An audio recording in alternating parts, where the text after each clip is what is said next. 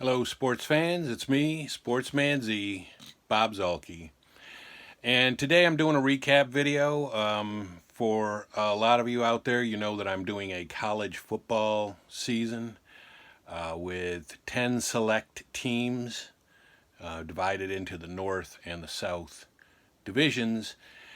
And I had previously televised the first two games of the season for the Syracuse Orangemen, because that's the team I'm taking, is the Syracuse Orangemen. And you can go back and watch those games. I divided up in halves because the games are too long to televise as one whole game. So you can see the first and second half of the first two games for the Syracuse Orangemen.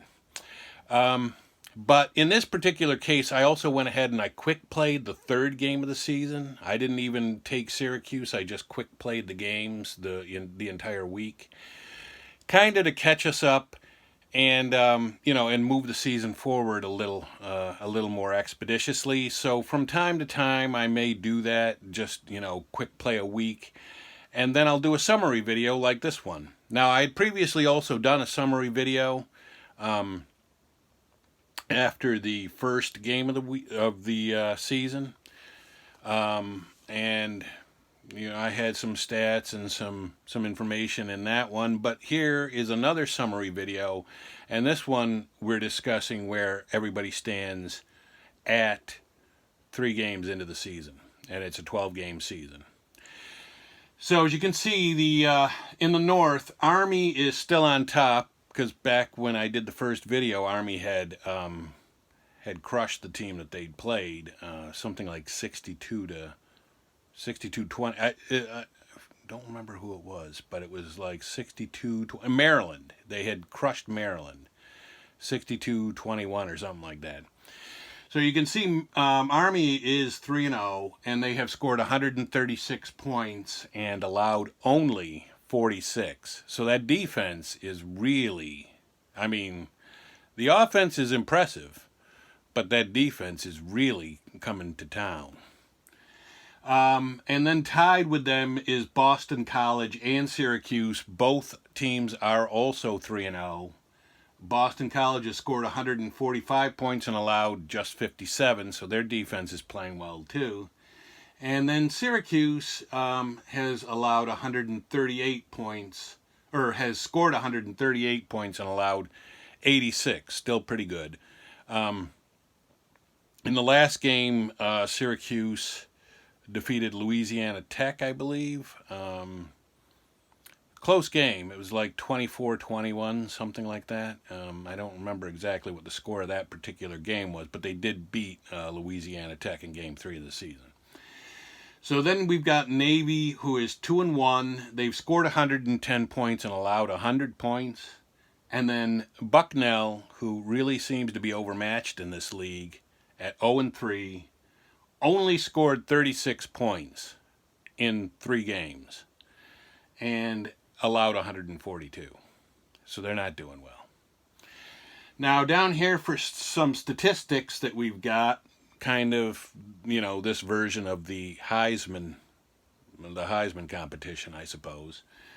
You got Darnell Woolfolk, the running back for Army. He's rushed 35 times for 355 yards and 3 touchdowns. Pretty impressive. And the quarterback for Army, Kelvin Hopkins, is 11 for 22 passing for 132 yards. Not that impressive, but running-wise, he has run 39 times for 236 yards and 5 touchdowns, which is impressive.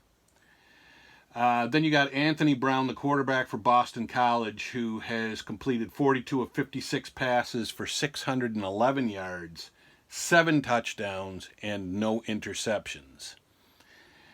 And then our quarterback, Eric Dungy, for Syracuse, he's completed 54 of 72 pass attempts for 804 yards, 9 touchdowns, no interceptions, and he's also rushed 19 times for 105 yards and 2 touchdowns.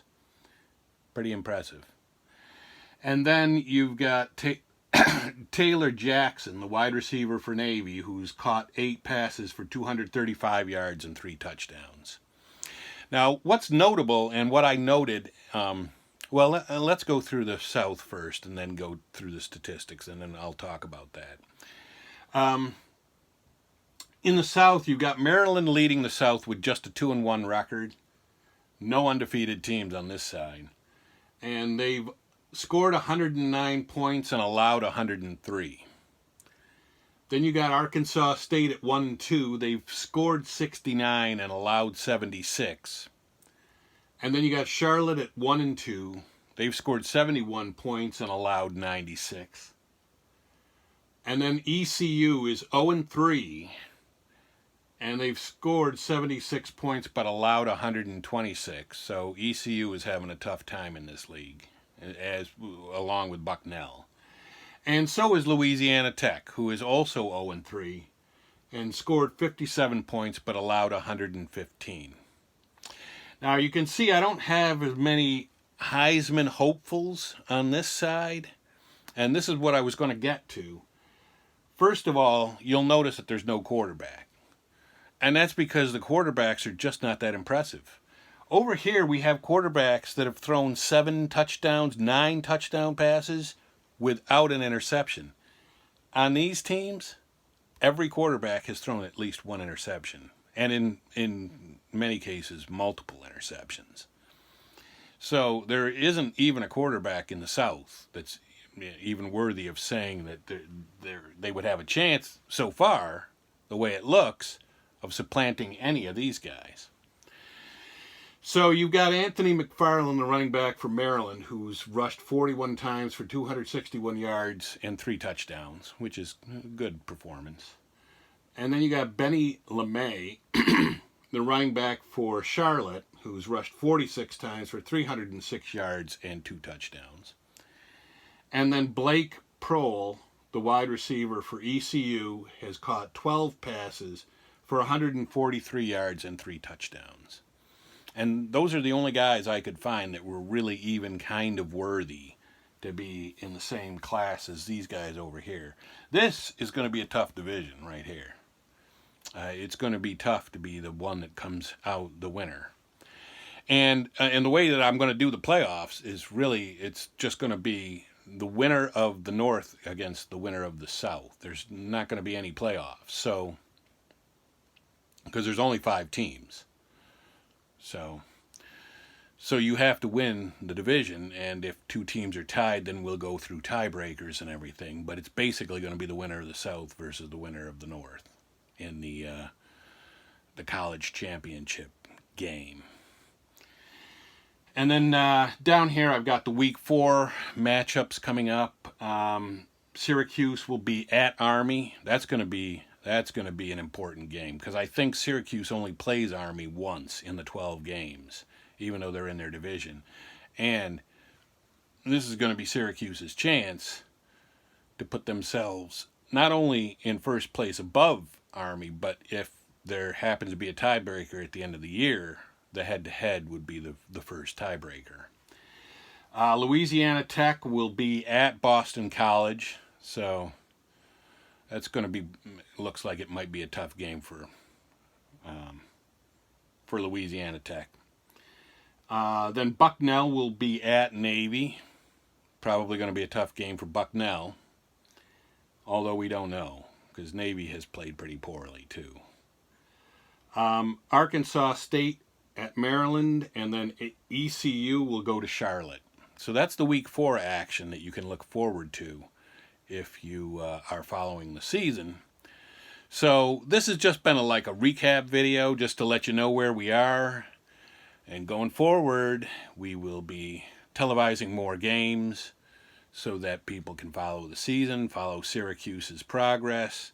Right now, I'm pleased to see that they are undefeated still, because in the division, in this North Division, if they weren't undefeated, they'd already be behind the 8 ball. I mean, Bucknell is probably, for all intents and purposes, you have to believe Bucknell's eliminated, because, there's only 9 more games, and They're already 3 games behind 3 teams. So anyway, that was my recap video for the college football season that I'm playing after 3 games. And we are headed into game 4, which I will be doing at some point. And if you subscribe to the channel, you'll know when new videos are put up, and then you can be on the lookout for that. And remember to tell your friends, email the links, and we'll keep going, having a good time on the channel. So anyway, for right now, it's me, Sportsman Z, Bob Zolke, signing off.